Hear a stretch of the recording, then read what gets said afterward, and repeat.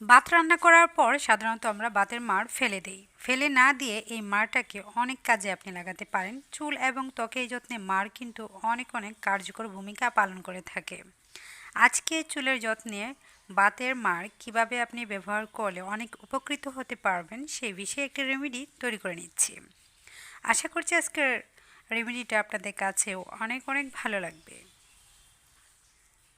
চাল তো অনেক ধরনের হয়ে থাকে, আপনি যে কোনো চালের ভাতের মাড় দিয়ে কিন্তু চুলের যত্নে আপনি ব্যবহার করতে পারবেন, কোনো সমস্যা নেই। চাল যদি রেশনের চাল হয়, আতপ চাল হয়, সিদ্ধ চাল হয়, অনেক ধরনের বাজারে চাল কিনতে পাওয়া যায়। আমরা অনেক ধরনের চাল খেয়ে থাকি, ছোটো বড় যে কোনো চাউলের ভাতের মাড়টাই আপনি ত্বকের যত্নে এবং চুলের যত্নে ব্যবহার করতে পারবেন।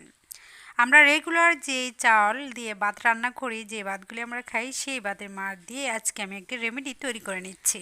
আমরা ত্বক ও চুলের পরিচর্যার জন্য কত কিছুই না করি। অনেকে তো নিয়মিত পার্লারে যায় খরচ করি হিসেব ছাড়া, অথচ এমন অনেক ঘরোয়া পদ্ধতি আছে যেগুলি ব্যবহার করে পার্লারে না গিয়ে কিংবা দামি প্রসাধনী ব্যবহার না করেও রূপচর্চা করা যায়। এই ফেলে দেওয়া ভাতের মাড় কতটা যে উপকারে আসে আমরা অনেকেই কিন্তু জানি না। চুলটাকে মজবুত করতে ভাতের মাড় ব্যবহার করতে পারেন, সেই সঙ্গে আগাফাটা দূর হয় ভাতের মাড় ব্যবহারের ফলে। আবার আপনি যদি ঘরোয়া উপায়ে চুল রং করতে চান সেটাও করতে পারবেন ভাতের মাড় দিয়ে। চুল কালার করার জন্য ভাতের মাড়ের সঙ্গে কফি গুঁড়া মিশিয়ে একটি প্যাক তৈরি করে তারপর মাথার তালুতে 20 মিনিটের জন্য আপনি রেখে দিতে পারেন। এভাবে সপ্তাহে 3 দিন যদি আপনি ট্রাই করেন, খুব সুন্দর একটি কালার ধারণ করবে চুলের মধ্যে। সেই সঙ্গে চুল সিল্কি হবে, আবার চুল গোড়া মজবুত হবে, ঝরে যাওয়ার সমস্যা আস্তে আস্তে দূর হয়ে যাবে। অনেকের আছে আগাফাটার সমস্যা থাকে, সেই আগাফাটার সমস্যাও দূর হয়ে যাবে এই ভাতের মাড় ব্যবহারের ফলে। আজকে একটি সহজ একটি রেমেডি তৈরি করে দেখাচ্ছি, যা যে কেউ যে কোনো সময় ব্যবহার করতে পারবেন। এই ভাতের মাড় যদি বেশি ঘন হয়, যে রেখে দিলে বেশি তকতকে ঘন হয়ে যায়, তাহলে আপনি পানি মিশিয়ে তরলে পরিণত করে নেবেন, কারণ ভাতের মাড় কিন্তু অনেকটা শক্ত হয়ে যায় যদি ঠান্ডা হয় বেশি। আমি নিয়ে নিচ্ছি অল্প পরিমাণ বাটিতে। এই মাড়টা বেশি একটা ঘন না, সেজন্য এখানে পানি ব্যবহার করার কোনো প্রয়োজন নেই। এটা শুধু চুলের যত্ন না, আপনি ত্বকের যত্নেও ব্যবহার করতে পারবেন। অনেক সময় হাত পায়ে চুলকানি হয়, কালো কালো দাগ হয়, এটার জন্য আপনি ব্যবহার করতে পারবেন ভাতের মাড়।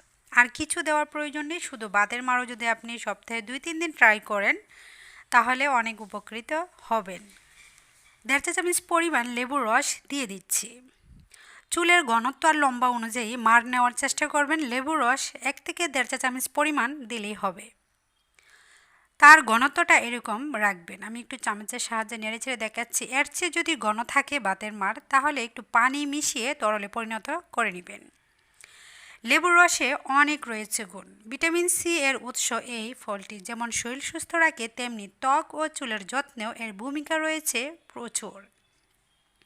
হেয়ার প্যাক হিসেবে লেবুর রস নিয়মিত ব্যবহার করলে চুল পড়া বন্ধ হয়, পাশাপাশি খুশকি দূর করতেও এর জুড়ি নেই।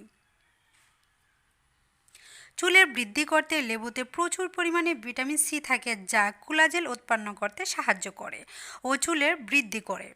এটি চুলের ফলিকলগুলিকে উদ্দীপিত করে, যা চুলের বৃদ্ধি ঘটায়, চুল পড়া নিয়ন্ত্রণ করতে সাহায্য করে, আগাফাটাও দূর করে। আবার লেবুর রসের সাথে ভাতের মাড় মিশিয়ে যদি আপনি আপনার ত্বকে লাগান, চুলকানি দূর হবে, ত্বকের চামড়াটা দূর হয়ে যাবে। শ্যাম্পু করার পর এই পানিটা আপনি ব্যবহার করে 3 থেকে 5 মিনিট রেখে দিবেন, তারপর নর্মাল ঠান্ডা পানি দিয়ে ধুয়ে নেবেন। তো আজকের মতো বিদায়, সবাই ভালো থাকবেন। আল্লাহ হাফেজ।